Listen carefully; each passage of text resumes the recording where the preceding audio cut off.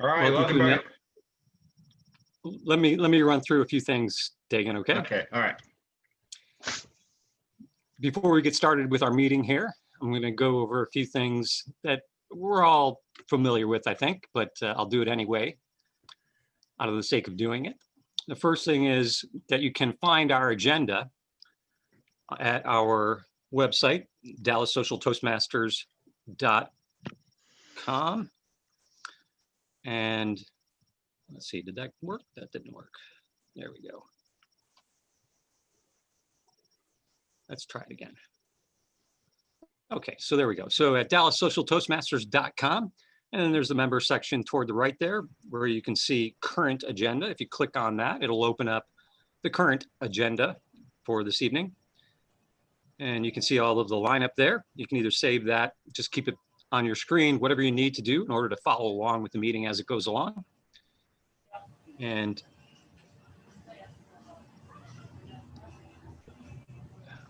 a couple other things that I want to mention is if you are not speaking and you're not holding a duty such as posture monitor or eye counter, please make sure that you are on mute the entire time during the meeting, except for times when you're asked to speak. Obviously, unmute yourself and then mute yourself again.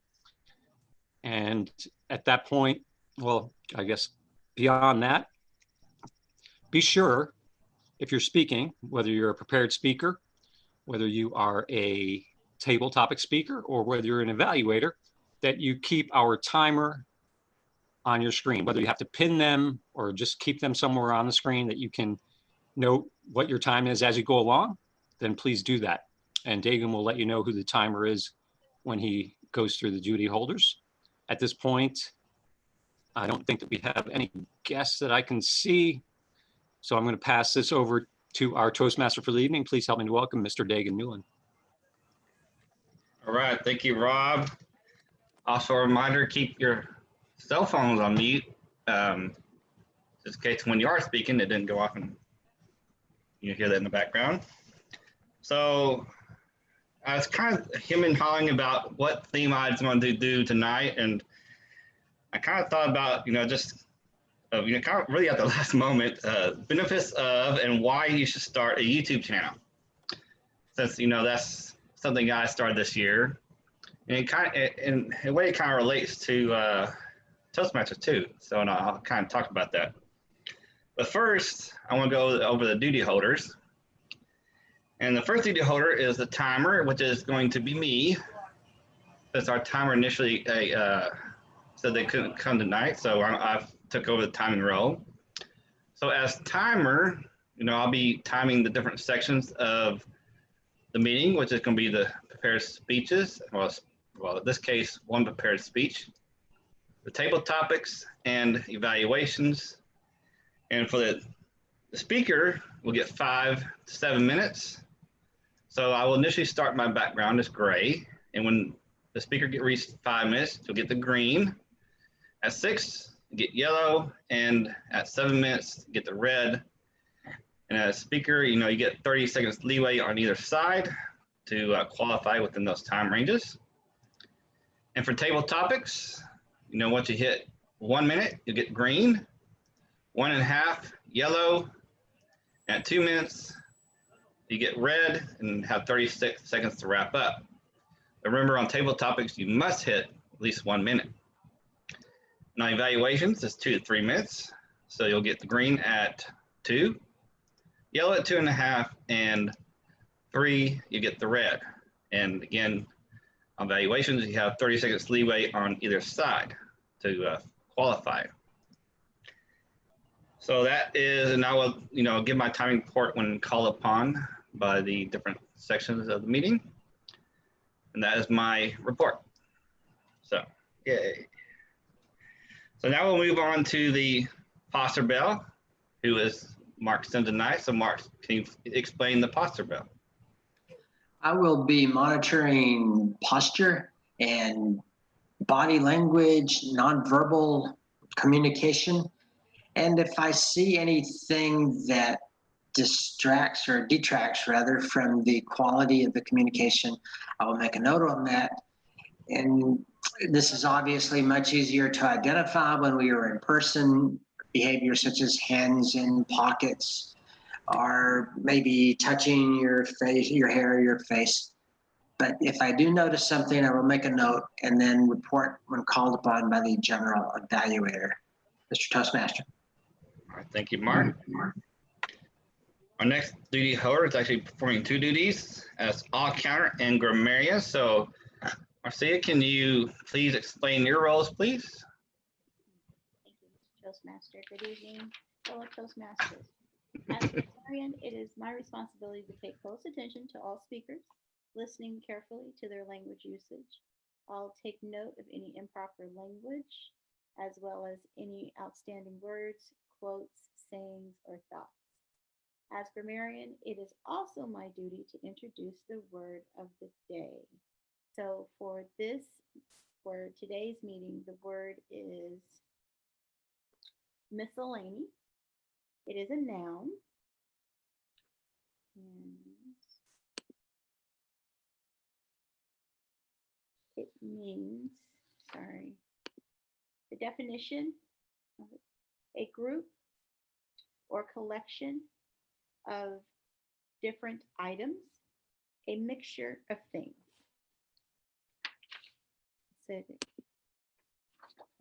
So an example would be, there's just a bunch of miscellany items in the attic. Each speaker is encouraged to use the word of the day. I will give the grammarian's report when called upon during the meeting and also report on the usage of the word of the day.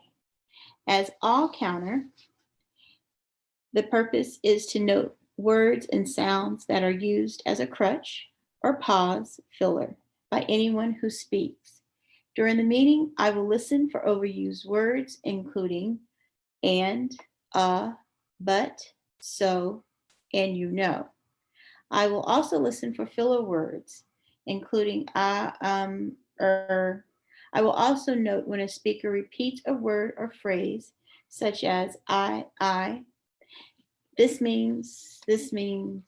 At the end of the meeting, I will report the number of items that each speaker used these expressions. Thank you, Mr. Toastmaster. All right, thank you, Marcia. And our last duty holder tonight is going to be our vote counter, John Vessels. So, John, can you please explain your role? Good evening, everybody. Yes, my role tonight is the vote counter. So at different portions of the meeting, like after the table topics and best of the big three, you'll be called on to vote for who you did the best job. At that time, if you will send me a private email through the chat, tell me who you thought did the best job in those voting competitions. And at the end of the meeting, when called upon, I will tell you who won. If there is a tie, I will be the tiebreaker as I will not vote during the regular sessions, but I will not announce that there was a tie. Back to you, Mr. Toastmaster. All right, thank you. And actually, I was just thinking about my theme tonight. It's the benefits of why I should start YouTube. But I also want to throw in there on a little bit on how to start a YouTube as well. So, kind of the benefits of starting a YouTube channel is almost, you kind of relate it to Toastmasters as well. Because, what does Toastmasters do? It helps in your speaking abilities, right? It helps you gain some more confidence. It helps you, things like that. And that's what, YouTube channel is going to help do for you. Because, you're getting in front of a camera and you're having to speak. And, people are going to hear that when you posted your video to YouTube. People are going to hear that and they're going to, so you got to be able to speak, properly and with, good intentions and, speak correctly, proper pronunciation, and what all these that I'm doing right now that I realize I'm doing, and the uhs and ums.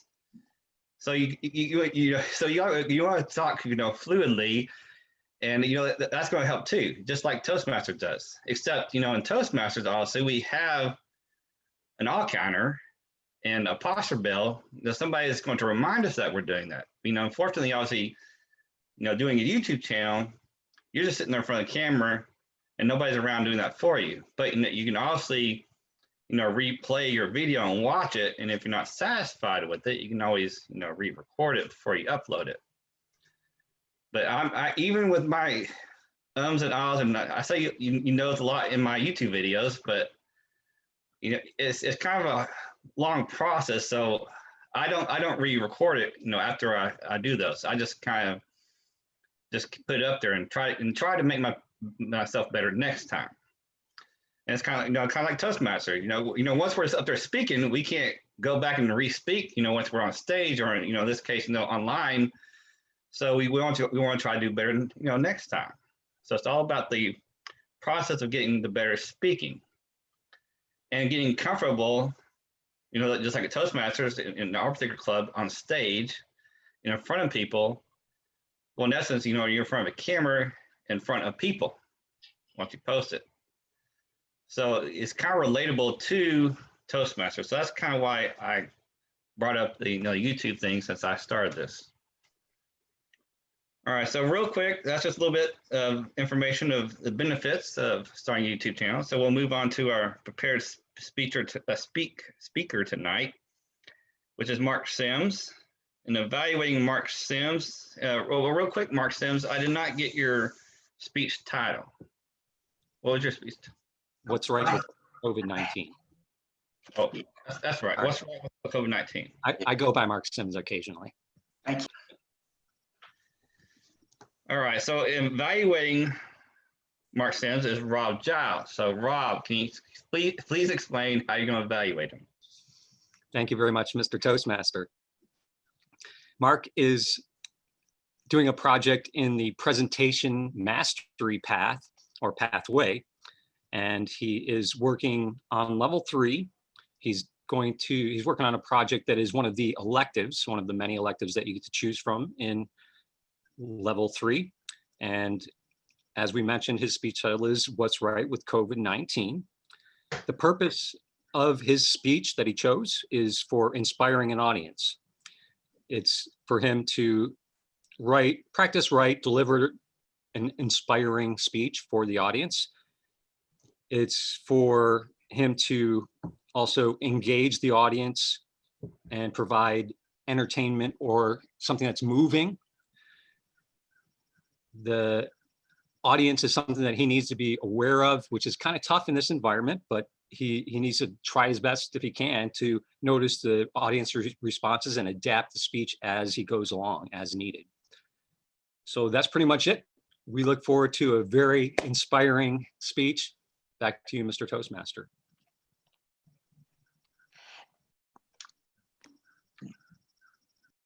And thank you, Rob. And 70 days remain in this most difficult of years. It's way too early to start celebrating New Year's yet, or really even planning for it. But whenever that time rolls around on New Year's Eve, no doubt we'll be thinking, thank goodness this year's over, and looking forward to the next year, hoping that what we've been dealing with in 2020 will eventually diminish. And those are very well-deserved sentiments. But in this most difficult of years, and then generally in the most difficult of times, that's when the character of people is tested.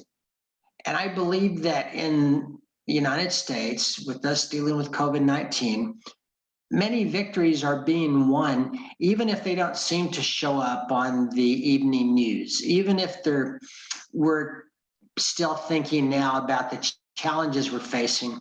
I believe that some things are starting to go right. And even more important, that we all have a role to play in what I would call the resistance to the scourge of COVID-19. So you and I are a part of that resistance to this challenge that our nation is facing. And to discuss the good things, the things that I would believe are going right with COVID-19, there are several examples. Think mask. A year ago, no one wore a mask. I recall have one friend at church who will, because she has significant health problems, but that always stood out. It always looked unusual. And the mask wearing went through a phase where it was not deemed totally necessary, and then it was controversial. And now, even though there are definitely still some holdouts, it's a sea change in attitude when you're out and about, and especially in some places where you're required to wear a mask. Everyone is. And just to give you an example, a few weeks ago, I went to a movie, and one thing I noticed in the movie is obviously it was made before COVID-19 because no one's wearing a mask. So what we are doing now, well, it's so simple, it's so helpful, and more than not, people are adopting that attitude to wear a mask. There's a new type of hero that we're celebrating. And just as an example, think of people that homeschool, because in the past that's been somewhat a controversial topic, somewhat of sometimes a source of condescension. But a lot of parents, even if they certainly did not want to be teachers, became teachers and had to do so in 0 to 60 seconds, whether they liked it or not. And obviously that's starting to diminish because more schools are open. But I would argue that those people who kept working at jobs and teaching their children at home were heroes. Think grocery store workers, not the most celebrated of occupations, but early in this pandemic, especially when people were storming the grocery stores and stripping the shelves, and the grocery store workers were having to deal in that chaos and be on the front lines and probably be at more risk than most people of infections, I believe they gain more appreciation. And certainly our doctors and nurses, I believe we've always respected their knowledge, but definitely we appreciate them even more, understanding that they will sometimes spend untold hours again on the front lines of danger. And there's another type of participation we've all had against COVID-19, and that we've all had to do a lot more with technology than ever before. Whether you consider yourself technology averse or whether you're pretty good at it. Think work. Before all this started, I was the poster child for saying, no, work at home doesn't work. You're not going to work as hard. It's not as good. The communication's not as good. No way, no how. Well, I've been doing that for 7 months.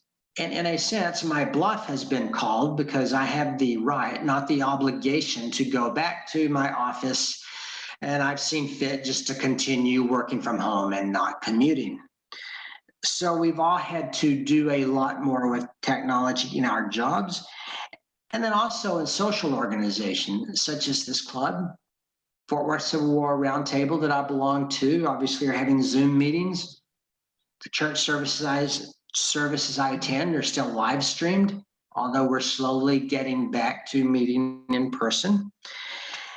And so people generally have made incredible adjustments to lifestyles that would not have been conceivable a year ago. Now think government. In a sense, government's the underperformer because whether it's fair or not, I believe there's a general consensus that at the state and national level, the government did not do as good of a job in anticipating and preparing for the crisis. But still, even in this chaotic year, we're forging on with the completion of the census, with obviously completion of a national election. And just last week, I early voted, and what you've read and heard is that there's a ton of people early voting. So the process that is so normal in most election years, more challenging this year, but we are dealing with it. And also think personal decisions. There's more responsibility and adaptability than you might think. We've all seen the images of people partying without masks. But a lot of people, and I think of both sides of my family, where in recent weeks we've canceled family gatherings that normally occur this time of the year simply because it isn't safe. So maybe more than we give ourselves credit for, we are making wiser decisions. It's probably going to take 10 to 15 years for us to really learn all the long-term impacts of COVID-19, the health impacts, the impact on the economy, getting a job, keeping a job, the impact on things like the arts, such as movie theaters, plays, which I'm very concerned about. But I think one thing we will be able to do in the future is when we look back on this most difficult of years, we'll be able to take some pride in the role that we've played in, again, what I would call the resistance. And that is what's going right with COVID-19. Mr. Toastmaster. Thank you, Mark. And as timer, you did qualify on time. So obviously no need to vote since Mark was the only speaker tonight, but again, though, he does get a evaluation by Robin Knight, but if you have any comments for Mark Sims, you can also send him a private chat and give him your comments as well. So another thing I want to talk about is, how to start a YouTube channel. A lot of people think you have to buy, expensive camera equipment and things like that, and a bunch of lighting and things, other things, a nice computer laptop to do your editing on. Well, that's not really true. You can pretty much do all your videos and your editing right on your phone, or if you have a tablet, you can do it on your tablet as well.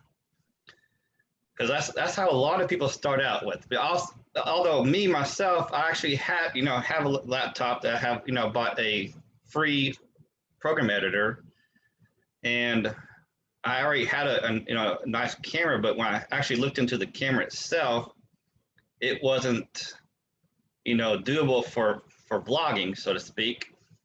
And when I'm like showing a product, the camera would not zoom in out. So I actually sold that, then bought me a camera that would work with the money I sold it from. So there was really no loss, on that end. But just luckily I already had the tools for it. But when you're first starting out, all you need is your phone, something to prop up your phone with to sit in front of you. Now most people, you want to use the back camera because the back camera on most phones is better than the front camera. But as cameras progress, even the front-facing camera is really, really good enough. That way, when you're using a front-facing camera, you can see yourself when you're creating your videos. And of course, a lot of people start YouTube channels thinking that they're going to, especially younger people. That's what I've seen so far in this community. They think they're going to get rich quick, get a bunch of subscribers, get monetized, and start making money. Well, on YouTube, you have to have at least 1,000 followers and 4,000 watch hours to get monetized. And of course, when you get monetized, you start seeing ads playing on YouTube videos. I'm sure you've seen YouTube videos, ads pop up, and that's how you get monetized. The longer somebody watches, the more you get paid. And if somebody actually clicks on an ad, you get paid even more. But even if somebody clicks out of the ad and just continues on to the video, you still get something from it. But people don't realize you don't really get paid that much from it. You have to be one of these really mega YouTube stars to start making any kind of money off of YouTube.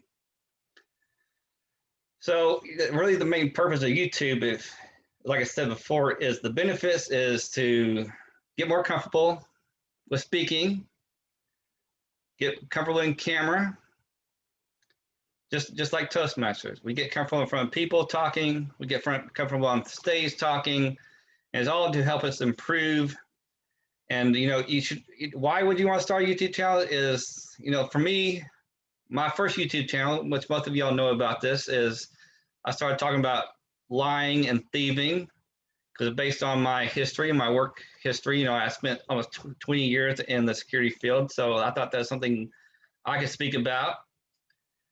And then I got into the beard community where I started talking about beard product reviews and tips and tricks and beard health. So with both channels going, I decided to combine them into one. But overall, to me, it's actually kind of therapeutic to do this. And overall, it's got me more comfortable with speaking, even though I still have this issue with like Rob likes to point out. I don't know why, but is just my go-to, word to go to. I just can't get rid of them for some reason. Even my speaking, I hear it and I just keep doing it. I know it's a middle thing, but it's just like Toastmasters. It's all about trying to get better. And if you have some kind of if you have some kind of niche that you want to put out, say you want like cooking. If you're really good at cooking, you want to share that information. It's a great way to do it on YouTube. If you want to show how you paint or how to do some woodworking. It's just a great way to get your knowledge of something you're passionate about and get it out there for everybody to watch. Just don't be hung up on how many views you get and things like that. Do it because it's something you like and something you want to do and something you're passionate about. So there's some of the benefits and why you should start a YouTube channel. And now we'll move on to the journal evaluation section of the meeting, which is going to be our journal evaluator. What? Did I miss something? Table topics. Oh, yeah, I completely skipped a section of the meeting, didn't I? That is funny. Only a little one. Yeah, that's just a little one. All right, we'll move on to our table topic section of the meeting by Mark Schroeder. So Mark Schroeder, take it away. All right, thank you, Dagan. Let me first start by going ahead and changing a background here, because for everyone that knows or is paying any attention, there is a debate tonight that starts at about 8 p.m. We're going to do something very similar. It's going to be table topics type questions, and you still have got to use the word of the day, and you still have got to be able to finish in 1 to 2 minutes. So you got to speak for at least 1, and then you get to 2 minutes, and you'll get the red flag, and you can go to 2:30. And we are going to do a debate, but we're not going to do it on what you might guess. We're going to do it on pizza. Something that you may think, oh, that's not a very controversial subject, but it certainly can be. What I'm going to do is we're going to call on 4 people. I'm actually going to tell you ahead of time, because this is debates. You got to have teams, and you're either pro or con. You're going to be for or against, and I'm going to tell you which one you are. So you have got to argue, even if you disagree with the side that you're put on. You have got to argue for or against, as I tell you, the topic, or perhaps I should say for the topping, because the question is going to be. And let me go ahead and put it in the chat for anybody. The table topics debate is, does pineapple belong on a pizza? Now, for a lot of people, that's not particularly a controversial subject, perhaps, but it really, really can be, because here's a picture of an Italian-American immigrant being held down and forced to watch in horror as pineapple is added to the pizza for the first time in Brooklyn, New York. And pineapple on a pizza is delicious, which? So it is a very controversial subject, or at least it can be, as to whether or not pizza belongs, or pineapple belongs on a pizza. So tonight, what I'm going to do is Lee and Marcia, in that order. I'm going to call on you and we're going to intersperse between people. But Lee and Marcia, you are both going to argue the pizza should never have pineapple on it. And Kim and John, you're going to argue that pizza is fine with pineapple and it's a lovely thing. Okay? That's where we're headed. Again, word of the day, you got to be able to use the word miscellany, and you've got to be able to meet the timing requirements. And with that, we will start our debate. Does pineapple belong on a pizza? Pro or con? We will start with Lee King. Good evening, fellow Toastmasters. Most definitely, pineapple does not belong on a pizza. There are a number of things that should be on a pizza, a variety of meats, some other vegetables, but not pineapple. There are a ton of miscellany things in which belong on a pizza: tomatoes, cheese, pepperoni, pork sausage, hamburger meat. But that just does not, all of those toppings just don't go well with something sweet like pineapple. So, in essence, if you're going to put pineapple on a pizza, you are spoiling the pizza. You're spoiling the flavors. Also, pineapple is supposed to be healthy for you, and it has nutritional value. But pizza was never designed to be nutritious, nor was it ever designed to be healthy. Therefore, pineapple does not belong on a pizza. Back to you, Mr. Tabletop Master. Thank you, Lee. All right, I'm sure hearing that, Kim Crandall is probably thinking, Lee, you ignorant slut. And we can hardly wait to get her answer in on the other side of the argument. So Kim Crandall, does pineapple belong on a pizza? Pro or con? Can you hear me? Yes. Okay. Does pineapple belong on a pizza? You have to consider, number one, personal preference. Okay. I personally have not had pineapple on a pizza, but does it belong on a pizza? Sure, if someone wants to have that on a pizza. I don't think that there's anything wrong with that. It's certainly not, probably not one of your more common toppings on a pizza. But that does not mean that that you should not maybe offer it or partake of a pizza that has pineapple on it. The consideration would be possibly the availability of it. For example, during the pandemic, there's obviously a lot of eating establishments where toppings, different ingredients have not been available. So given the fact that the availability of it, yes, pineapple should be available. Pineapple should be able to be on a pizza if someone desires that, because it comes down to personal preference. Mr. Tabletop Master. Thank you so much, Kim. All right, at this point, we have the personal preference argument being established. Try to refute that and do so, and all the other arguments as well as you can. Marcia Collins.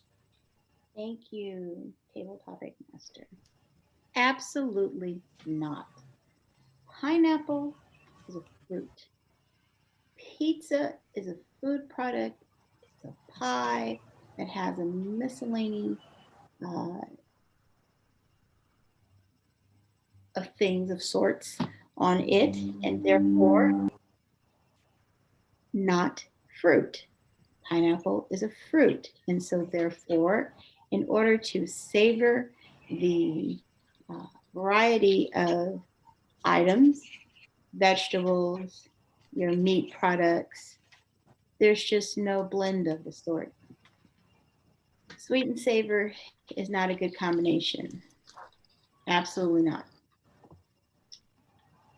Have I had pizza with pineapple on it?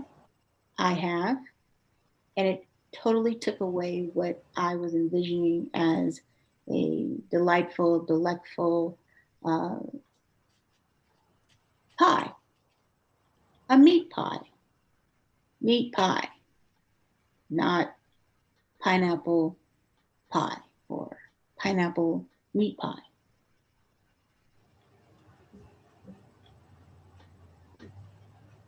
Nah, not a good idea. Absolutely not.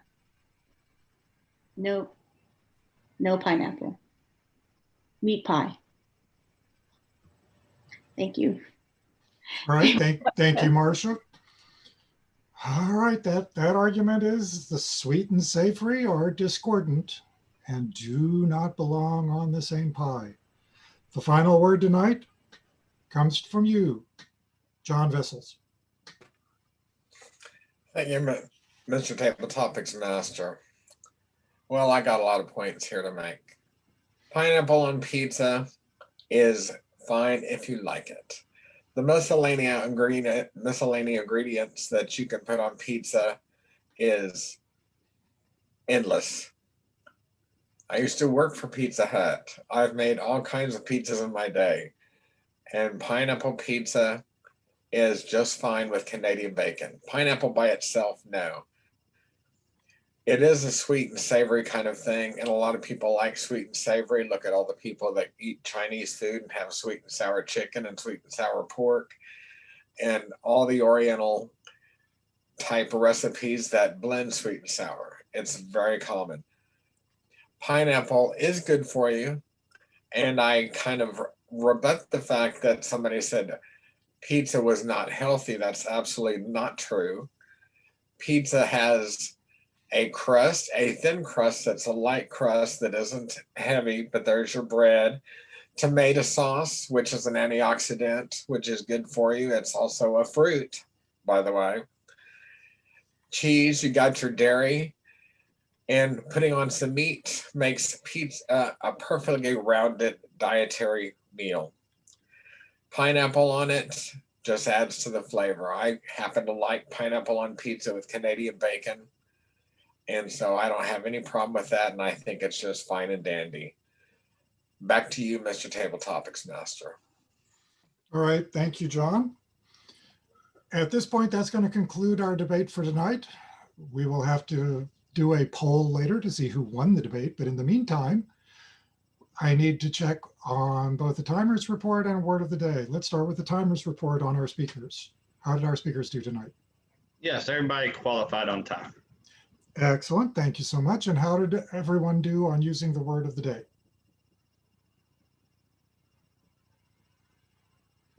Everyone qualifies. All right, excellent. So that means everybody is at least eligible for a vote for the best table topics or debate response tonight. If you would, I am going to be the vote counter. Nope, I'll take that back. We made John Vessels the vote counter at the last minute. Please send your votes to John Vessels for the best, who best responded to the questions tonight, to our debate. And you may wonder where that question actually came from for me. I had a friend who was in a restaurant who quit that restaurant and went to work for an Italian restaurant. And it turns out that Italian restaurant does happen to have pineapple pizza. And I warned her, I said, you do realize that they're going to be serving pineapple on a pizza and there's a big controversy there. And she said, no, I had no idea. So of course, that's where all of those photos came from. Every time I find one of those, I send her one just because she's going to have to serve somebody a pineapple pizza while probably keeping it away from somebody else in the restaurant who is going to try to knock it on the floor before it gets to the table. So anyway, I thought it was an interesting thing for tonight to do for something different. And with that, I think I can turn this over to our, Dagan would like to have it back to continue on the meeting theme, I'm sure. So please welcome Dagan Newland back. Well, actually, I just want to say something because of the table topic that you just did. Because actually, you know, in the bearded community that I'm in now on my YouTube channel, a lot of these other bearded YouTubers, you know, interview other YouTubers and beard companies and things like that. And one of the questions, I thought it's kind of funny. One of the questions that they always ask everybody is, well, there's two main questions. First one is, how do you like your steak cooked? There's always a controversy of well done or medium, you know, things like that. And pineapple, do you like pineapple on pizza? So I thought that's just kind of funny. Because you know, in the community I'm in, the beer community, those are the two top questions that gets asked by everybody. So I just thought that's kind of funny. It is interesting. I was actually surprised there were 3 different pizza questions available. One of them was, is deep dish a pizza or a casserole? And a lot of that goes back to when Jon Stewart did his deal on how deep dish pizza was basically a tomato swimming pool, tomato sauce swimming pool in a bread bowl, that it really wasn't a pizza. Although he actually had even more disparaging comments about it being a tomato sauce swimming pool for rats. We won't go there. And then there was another one about whether or not ranch, does ranch belong on a pizza? Because with some of the chicken pizzas, you're beginning to see ranch on some of those. All right, with that, let's go ahead and go to our. I got the show here, Mark. Oh. Actually, I was going to read that up too. I was going to say, next time you order a pizza, instead of getting the marinara sauce, get ranch. So I've had those too, and no marinara. Use the ranch instead of marinara sauce, and it's a really good pizza actually. Okay, there we go. All right, so with that, we'll turn it over to our general evaluator, Lee King.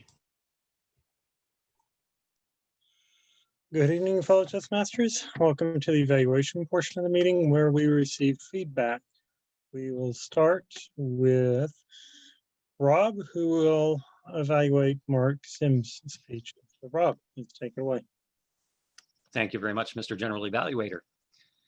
And thank you, Toastmasters, and especially you, Mark Sims. I loved your speech very much, and I thought it was a great topic.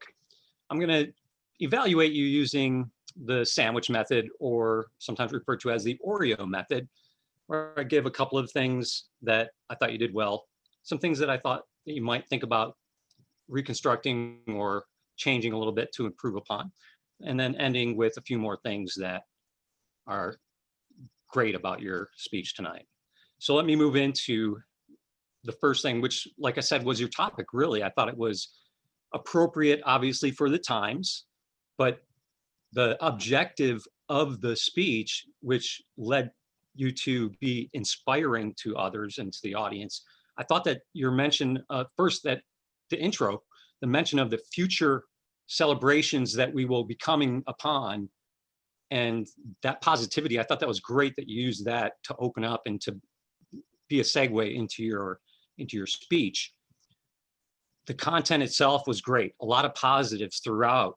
You talked about the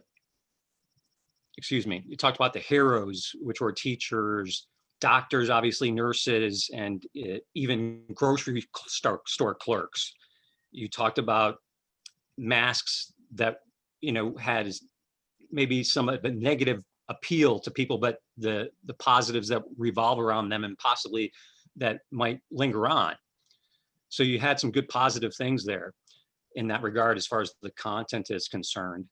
A few things that I thought you might think about is, one, I heard a transition, and I didn't pay as much about transitions throughout, but then one point where you said, think government. And I kind of felt like that was like almost like a left turn. Now, I may have misheard something prior to that, but I thought maybe you could elaborate that transition and stretch it out a little bit to lead into that government position or content. Something else was that I noticed that you did have notes, or at least it appeared that you had notes, because I saw you look down a few times and it appears you were looking down at notes, or that was what I gained from that. So perhaps if you are going to do that, as Dagan has mentioned to me on my last speech, even move the notes up to where they're near the camera if you can, or just make sure you get enough practice in that you can just totally eliminate those notes. With your experience with Toastmasters, I think that is something that is possible for you. Also, I thought that perhaps you could possibly incorporate some hand gestures. Maybe, even though they're up here toward your head or something like that, something that you can use to help enhance what you're saying, just to add some things and keep the audience's attention and find a response. Finally, a couple of other things that I thought you did very well was, one, your imagery was great. You talked about stripping the shelves. You talked about the front lines for the doctors. So you had some great imagery, which always helps the audience to go along with some of the things and some of the stories that you're telling. Also, I thought you did a great job with mentioning learning and all of those types of things, the opportunities that really were here for us because of COVID, the things that we were forced upon, but we actually gained from. So I thought that those were some good things. So you had some great content, you had positive content. You could work on a little bit with the notes and perhaps gestures, and then your imagery and the fact that you were talking about us learning was all great. Back to you, Mr. General Evaluator. Thank you. And timer, did Rob qualify on time?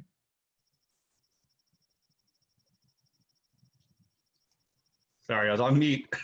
No, he did not. All right.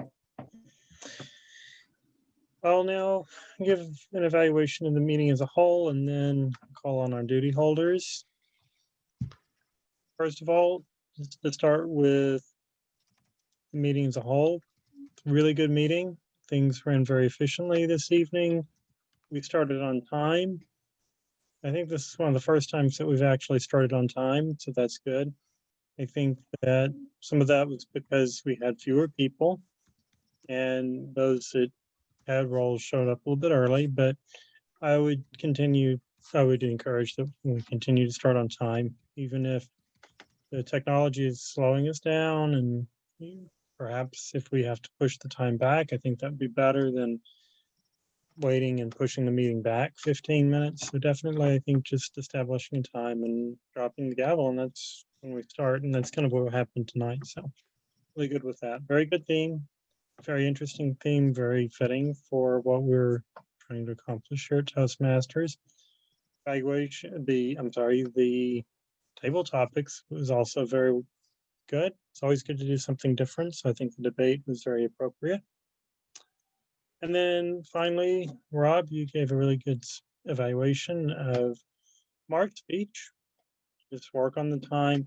And one thing that when you actually look at different YouTube videos and things like that of speech evaluations, you'll actually notice that in contests, a lot of times the contestants don't say that they're going to use a certain method. That really wastes a lot of time, and it's actually pretty pointless. So I would just suggest that perhaps, I know when I compete, I don't generally say what method I'm going to use. It takes up extra time, and sometimes that makes a difference between you qualifying on time or not, or qualifying on time. With that, I really don't have a whole lot more to add, so let's talk to our duty holders, starting with our grammarian Marcia.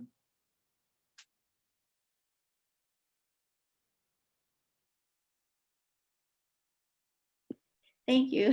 Sorry, I couldn't unmute myself there for a minute. Well, we definitely had a very busy night full of crutch words. I'll start off with myself.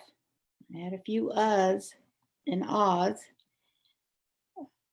Tegan, you as well had your word for the evening was uhs. You had a few. There was a few repetitious words there. Well, myself, I'm just saying again, like speak, you know, I, and you like repeated my. John, you had a so when you began speaking this evening. You had one. Rob, you had a repetition of a word he. As it relates to Mark, through your speech, you had some great phrases. As a teacher, I was like, wow, I can just, this would be a great word bank to give some students to write a paragraph on the pandemic. Great phrases. New heroes, front lines, pandemic, chaos, adaptability, condemnation, the resistance. And I really like that. No way, no how. I haven't heard that in a minute. Really liked underperformer. So your phrasing, along with as what Rob had shared, gave great, you could really visualize what you were saying. and it was actually quite entertaining. Character of people also stood out for me as part of your phrasing, which is really well. And that was pretty much it. And as I stated, everyone qualified with using the word of the day. I kind of put it all together. Back to you, Toastmaster. All right. Let's hear from our posture monitor. Give me who that is. Mark? Sim? Yes. Okay. I noted a few things in the course of the evening. Dagan, when he was explaining the YouTube videos, had very good, expressive, helpful gestures. I did get a kick out of it when he forgot the table topics. He threw his hands in the air. Great, spontaneous gesture. And Marcia, at one point, I believe it was in your table topics response, for some break in eye contact, some either looking side to side or looking down. I did notice that. John Vessels, I noticed that when you talked about the word endless, as far as the possibilities on the pizza, you shrugged your shoulders very significantly. And the only other thing is that, Rob, when you were discussing how I could have used more hand gestures, you practiced what you preached, because you gave some very good gestures, and I forget the exact words that matched them, but excellent example, your actions in addition to your words. And that's my report, Mr. General Evaluator. All right. And can we have an all-counters report, please?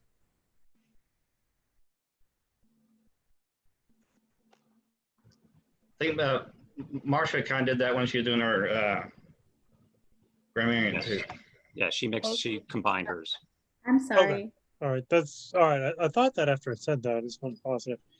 All right. With that, then, the last thing we'll do is vote for the best of the big three, which would be between Dagan, Mark Schroeder, and myself. So if you please send John your vote, we will now move into the business portion of the meeting. Mark Sims. Yes.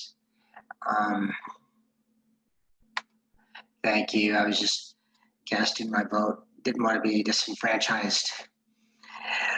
The only other thing on the pizza is that, in keeping with the debate that the terminology that probably happened, someone should have said that the other person's opinion was un-American, and that might have been more in keeping with the political debate.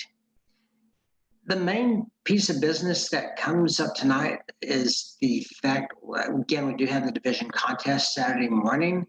Starts at 10. I'm assuming the doors would open at 9:30. I will be on that. I haven't been tapped to be a helper. I haven't got any emails from Mary Gomez on that, which probably means we're home free, because we would have heard about that before now. And it'll probably be a pretty good long meeting, because I looked at there's maybe 5 or 6 different areas that would be represented. So you might want to have a little bit of patience and spend some time with it. But I'm sure it'll be very good, especially the humorous speeches and the evaluations. And I'm hoping Karen will be well and everything and be able to present her speech. I am not aware of any other immediate business unless someone else has something to bring up. Mark Schroeder. Yeah, so I just want to reemphasize, I did send out an email saying that we're going to end up losing the Yahoo group.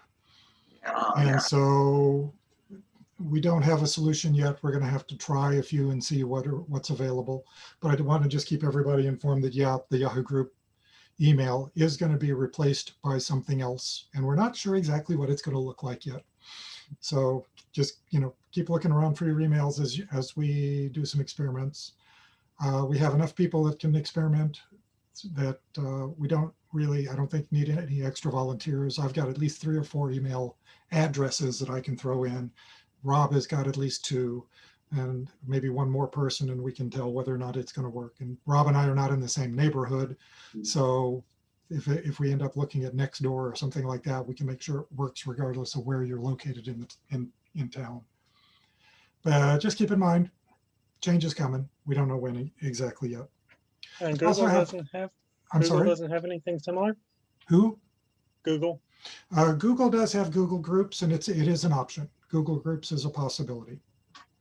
The only concern I had about that was at one point there was a rumor that they were going away as well, because of, well, the same sort of thing, not heavily used. I'm going to have to see if that's still the case, or if that was really Google Hangouts or Google something else.